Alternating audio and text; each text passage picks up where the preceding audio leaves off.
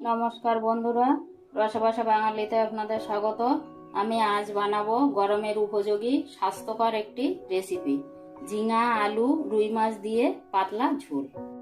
আমি এখানে 600 গ্রাম ঝিঙা নিয়েছি আর একটা বড় সাইজের আলু নিয়েছি, লম্বা করে কেটে। ঝিঙাটাও আমি লম্বা করে কেটে নিয়েছি। আমি এখানে 5 পিস রুই মাছ নুন হলুদ দিয়ে ভেজে নিয়েছি। মশলার উপকরণ খুবই সামান্য। আমি ফোড়নের জন্য নিয়েছি একটা তেজপাতা, সাদা জিরে, নুন, হলুদ, আদা বাটা আর হাফ চামচ জিরা, হাফ চামচ ধনে, হাফ চামচ গোলমরিচ আমি একসঙ্গে বেটে নিয়েছি। কাঁচা লঙ্কা নিয়েছি, যে যার স্বাদ অনুযায়ী নেবে, আর একটা টমেটো।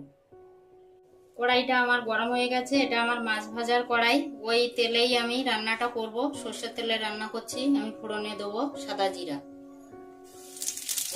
আমি দেব একটা তেজপাতা। আমি এবার দেব আলুগুলো।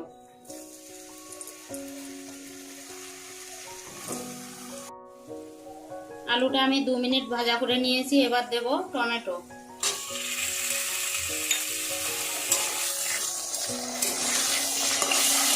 টমেটো আলু আমি দুটোই ভাজা করে নিয়েছি। এবার দেব 1 চামচ আদা বাটা। এবার আমি দেব জিরা, ধনে আর গোলমরিচ বাটা 1 চামচ।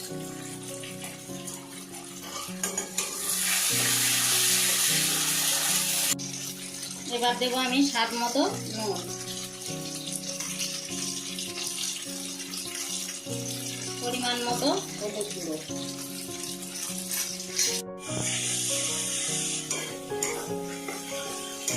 মশলাটা আমার ভালোভাবে কষানো হয়ে গেছে। মশলা দিয়ে তেল উঠে গেছে। এবার আমি দেব কেটে রাখা ঝিঙাগুলো।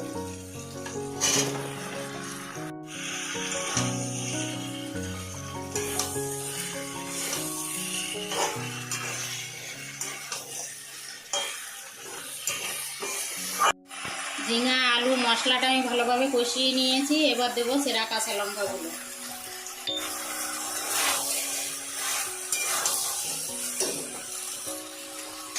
আমি এবার 2 মিনিট ঢাকা দিয়ে রাখবো। 2 মিনিট হয়ে গেছে। আমি ঢাকনাটা খুলবো।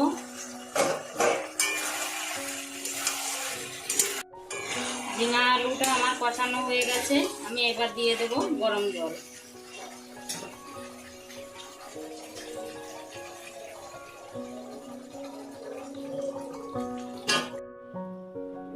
ঝিঙা আলুর মধ্যে আমি জলটা একটু বেশি দিয়েছি, কারণ তরকারিটা আমার পাতলা ঝোলের হবে।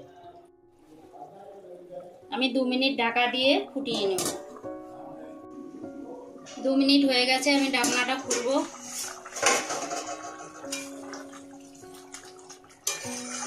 তরকারিটা আমার ভালোই ফুটছে। এবার আমি দিয়ে দেব আগে থেকে ভেজে রাখা মাছটা।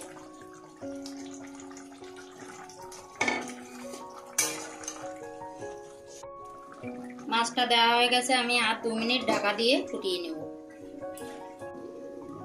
2 মিনিট হয়ে গেছে। আমি ঢাকনাটা খুলবো। মাছ দেওয়ার পরে আমি 2 মিনিট ফুটিয়ে নিলাম। আমার আলুটা সুন্দর গলে গেছে।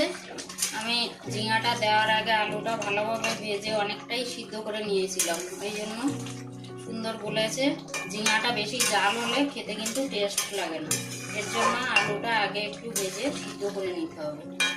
রান্নাটা আমার কমপ্লিট। আমি এবার সার্ভ করে আপনাদের দেখাবো। যদি কেউ মিষ্টি খেতে পছন্দ করেন তাহলে 1 চামচ চিনি অ্যাড করে দিতে পারেন। বন্ধুরা, আপনারা বাড়িতে এই রেসিপিটা করবেন এবং খেয়ে আমাকে কমেন্ট করে জানাবেন কেমন লাগলো।